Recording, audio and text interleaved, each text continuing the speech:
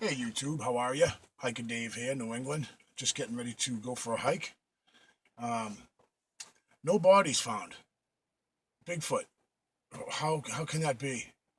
It is something that I've thought about many times. That if I could reference a story to somebody and say, "Hey, they have found a Bigfoot," well, then that kind of takes the mystery right out of it, you know.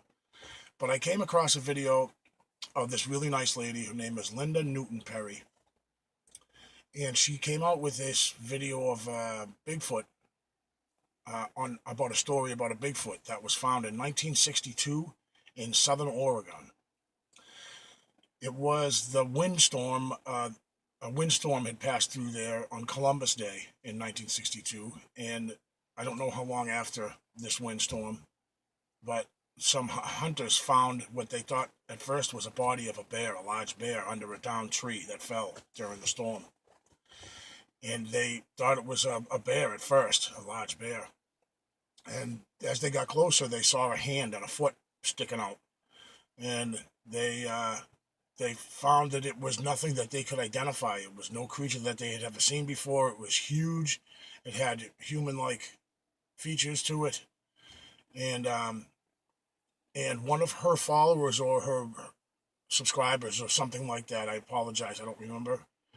Did the footwork and did the research and found three newspaper articles at the time in 1962 that had come out about that body that was found.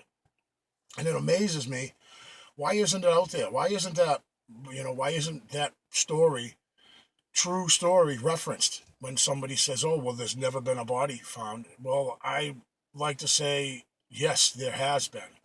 Where is the body, though? That's what I want to know. Is it in the at the Smithsonian Institute on a slab in the basement? Is it in a freezer somewhere? In a government facility? I have no idea, but I'd love to know. I'd like to know why it's such a big secret. Why the public can't be brought up to speed on a creature that I believe definitely exists, and bodies have been found.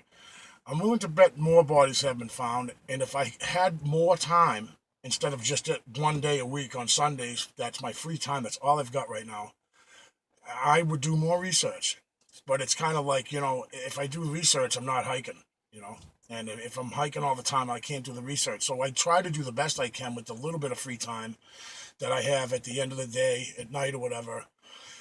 And my research really just consists of YouTube, but it's still a research tool.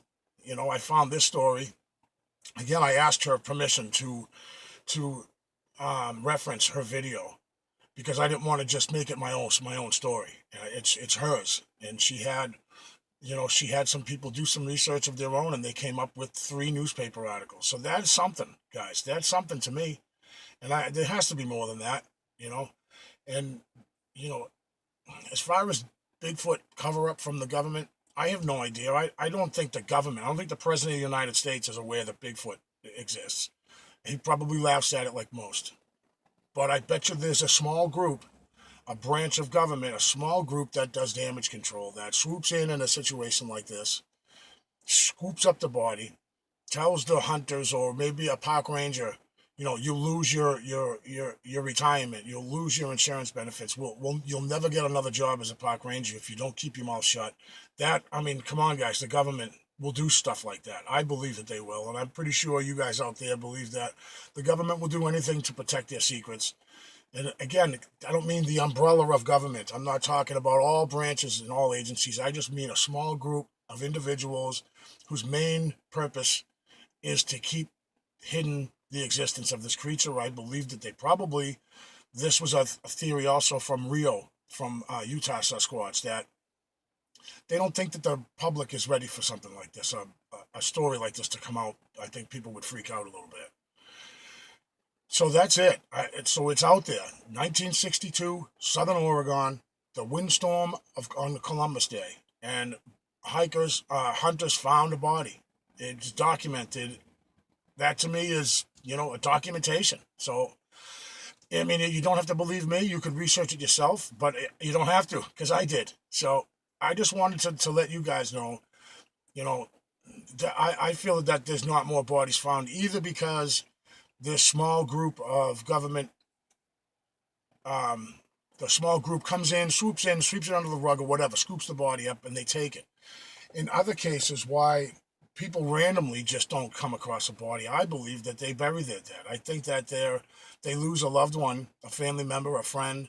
They don't just let it sit there and rot and get torn apart by animals, and which is another theory that maybe if one is old and dying and by itself, that if it dies out in the middle of the forest, in a really secluded area, other animals are going to pick it apart. It's just going to get spread out, and nobody will ever find that body.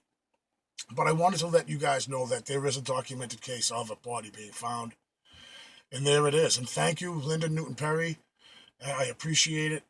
I like your channel a lot. I wish you did more stuff, but you guys check her out too. She has, I think, a vlog or a video, some kind of thing. It's called Bigfoot Ballyhoo. But again, that's it, guys. I just wanted to make it known that there is a documented case of a body of an unknown large humanoid type creature found in Oregon in 1962. So there you have it. I'm going for a hike. It's Super Bowl Sunday, so I got a handful of hours to do some squatching of my own. If I find Bigfoot, I'll be back to show you.